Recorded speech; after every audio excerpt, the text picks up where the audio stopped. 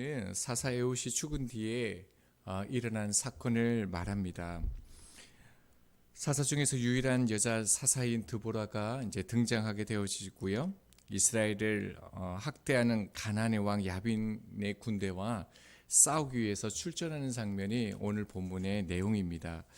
1절을 한번 보겠습니다. 에훗이 죽으니 이스라엘 자손이 또 여호와의 목전에 악을 행하며, 특별히 4장을 이해하기 위해서는 3장을 보면 악을 행하며 우상을 행하던 이스라엘 백성이 모압 왕 에글론으로부터 18년 동안 아주 심한 학대를 당하게 되어집니다. 그로 인해서 백성들은 하나님께 기도했고 하나님을 찾았습니다. 응답하신 하나님은 사사 에훗을 통해서 그들을 회복시켜 주셨습니다. 그리고 하나님의 은혜가 무려 80년 동안 그 백성들과 함께 하여서 평화의 시간을 보내게 되어집니다. 그런데 에훗이 죽었다라고 얘기합니다. 에훗이 죽고 난 다음에 이스라엘 백성들은 또다시 길을 잃고 자신의 옳은 소견대로 행하며 하나님 앞에서 악을 행하였습니다. 반복적으로 죄를 짓고 죄를 범하는 이스라엘 백성들은 저희들의 모습과 똑같습니다. 성경은 우리가 죄를 지었기 때문에 죄인이라고 말하지 않습니다. 본래부터 죄인이기 때문에 죄를 지을 수밖에 없는 죄인임을 말합니다. 시편 51편 5절입니다. 내가 죄악 중에서 출생하였으며 어머니가 죄 중에서 나를 잉태하였나이다. 다윗은 내가 죄를 지었기 때문에 죄인이라고 말하지 않습니다. 원래부터 죄인이라서 죄를 짓는 것이 나라는 존재라는 것을 깨닫게 되어집니다. 성경은 죄를 안 짓는 것을 믿음이 있다라고 말하지 않습니다. 오히려 죄를 안 지을 수 없음을 고백하는 것이 은혜의 상태입니다. 그래서 끊임없이 죄인됨을 인식하고 말씀 앞에 서야 합니다. 이스라엘 백성들을 다시 하나님의 백성으로 세우시기 위해 하나님께서 환난을 주십니다. 부모가 자녀를 포기하지 않듯 하나님은 당신의 백성들을 포기하지 않으셨습니다. 이 3절을 보면 이스라엘 백성들은 자신의 힘으로 도저히 해결할 수 없는 철병거만 900대를 가지고 있는 가나안의 왕 야빈을 통해 심히 큰 환난과 고난을 당하게 되어집니다. 사사시대에는 아직 이스라엘 백성들에게 철기 문화가 들어오지 않은 상태였습니다.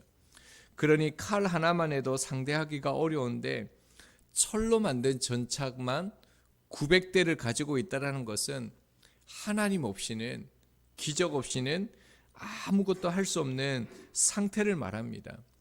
그러자 이스라엘 백성들이 다시 하나님 앞에 기도하며 하나님의 도우심을 구합니다. 그때 하나님께서 이렇게 응답하시죠. 4절입니다.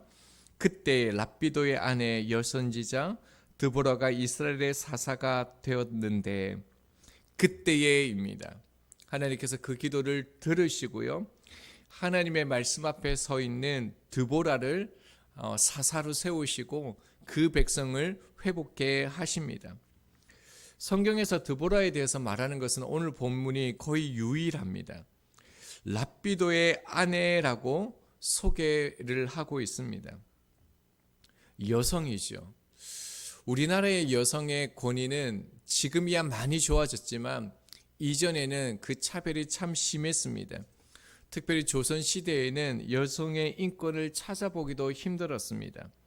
사사시대도 별반 다르지가 않습니다. 출애굽기나 민수기 등을 보면 여성들은 사람 숫자에도 따로 세지 않는 그런 시대였습니다. 이러할 때 하나님께서 여성, 특별히 한 남자의 여자인 여성을 사사로 세우셨습니다. 조금 전에 보았던 에훗도 마찬가지입니다. 오른손에 장애를 가지고 있었지만 하나님께서 사사로 세우셔서 사용하셨습니다. 가장 연약한 이들을 통하여 사용하신 것이죠. 이 말씀은 저희에게도 위로와 소망이 되어집니다.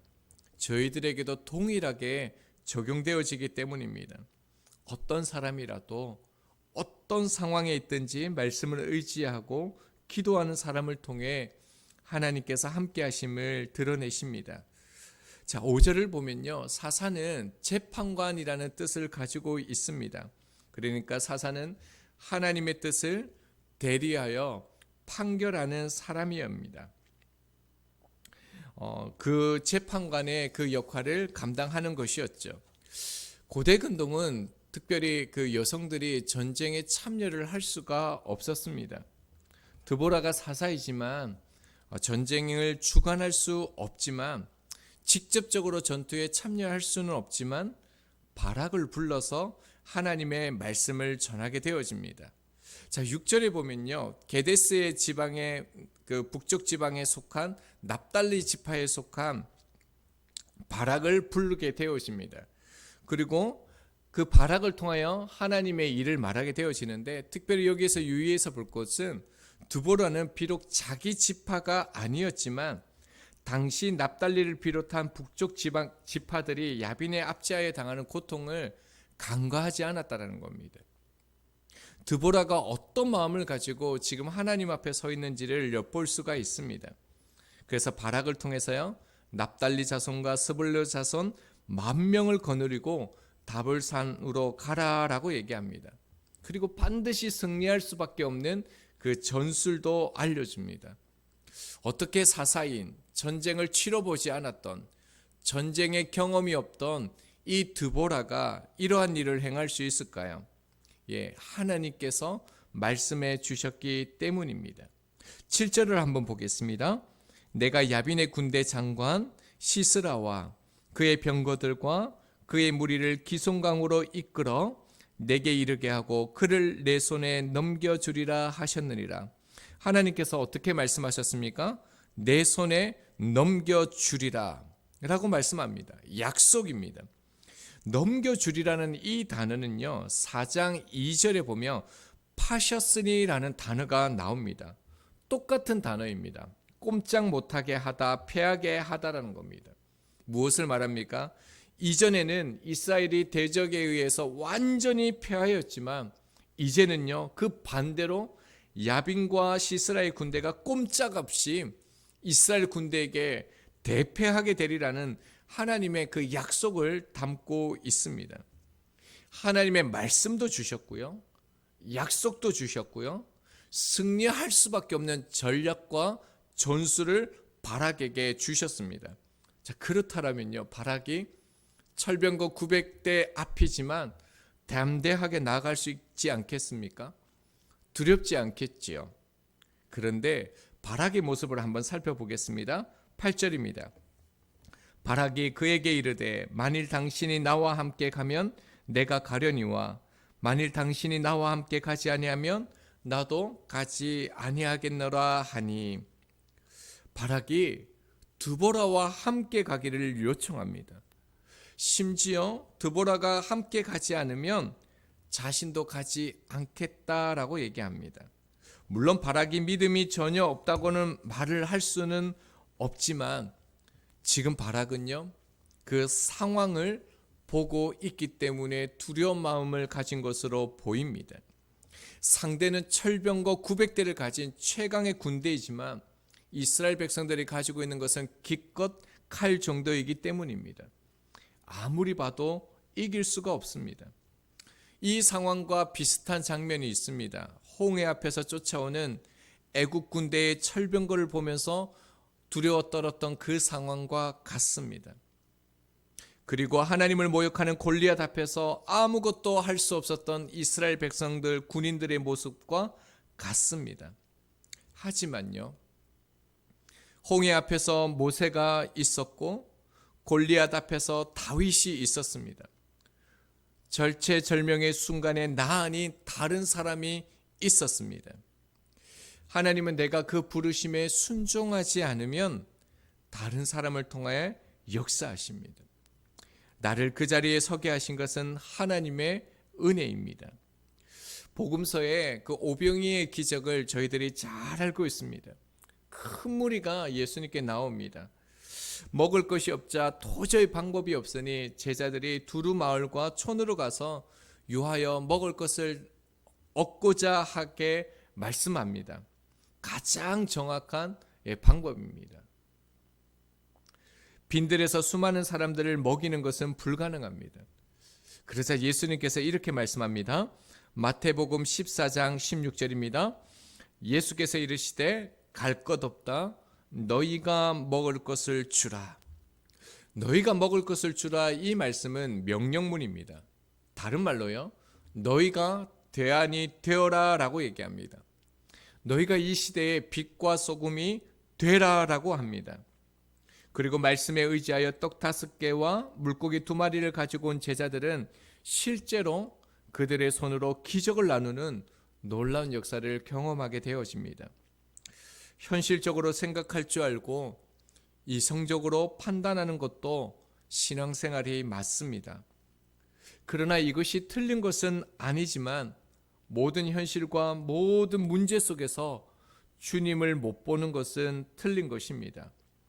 바락은 하나님을 보지 않고 자신이 볼 수 있는 것만 보았습니다. 바락의 그 대답에 9, 10절에 보면 드보라가 말합니다. 이번 전쟁의 결정적인 승리는 바락에 의한 것이 아니라는 것입니다. 한 여인의 손에 의해서 될 것을 말씀합니다. 바락은 큰 공을 세우지만 아무 영광을 얻지 못합니다. 그 여인은 겐 사람 헤겔의 아내 야엘이라는 것을 다음 절에 보면 알 수가 있습니다.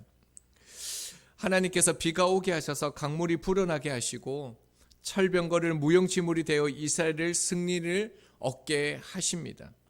여기에서 이스라엘 백성이 한 것은 아무것도 없습니다. 그뿐만 아니라 군대 장관 시스라가 도망 중에 헤벨이라는 그 사람의 집에 숨어 휴식을 취합니다.